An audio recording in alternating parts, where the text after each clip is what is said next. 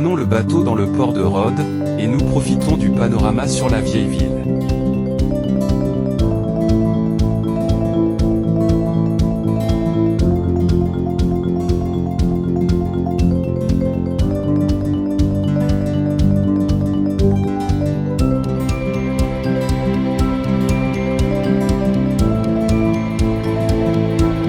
À 1 heure de ferry de sa grande sœur Rhodes, la belle Simi a dû sa prospérité à 3 activités, la pêche aux éponges, le commerce et la construction navale.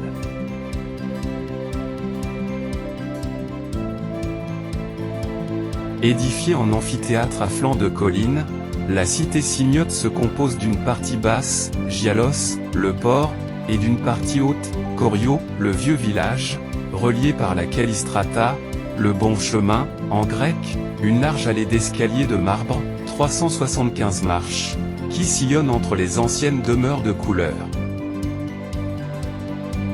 La ville principale de Simi est célèbre pour ses maisons colorées de style néoclassique, et son architecture traditionnelle, qui témoigne de son passé glorieux. De ses fastes d'antan, la ville a conservé une architecture de style néoclassique italien, très en vogue au XIXe siècle, qui tranche avec l'architecture égéenne que l'on trouve dans les autres îles du Dodécanèse. Bravo, Sas. Que está hecato, nastekala. Merci beaucoup. C'est dur, hein? Ouais. Courage, hein, courage. À Simi, on peut également découvrir l'histoire des éponges naturelles, qui ont longtemps été une source importante de commerce pour l'île. Une éponge, ce n'est pas une plante, c'est un animal sans cerveau, sans système digestif, sans système nerveux, sans système de reproduction. La membrane, donc, ça l'aide à attirer le plancton avec lequel elle se nourrit. À la pêche de l'éponge, on ne l'arrache pas, on la coupe. Et en la coupant, on laisse une partie de l'éponge sur place. C'est pour cela que vous verrez des éponges avec des couleurs, vous la voyez, plus foncées. C'est le rocher sur lequel elles ont grandi, n'est-ce pas? C'est tout ça. Ça dépend d'où elles ont grandi.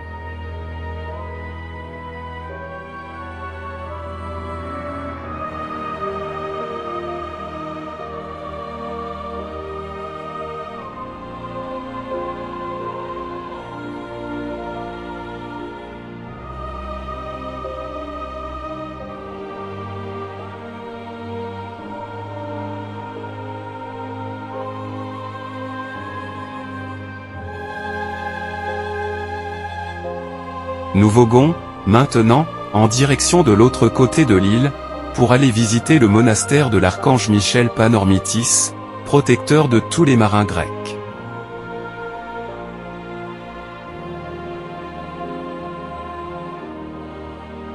Situé tout au sud de l'île de Simi, Panormitis est entièrement organisé autour de son monastère dédié à l'archange Michel. Cet ensemble de style vénitien possède le plus haut clocher baroque du monde.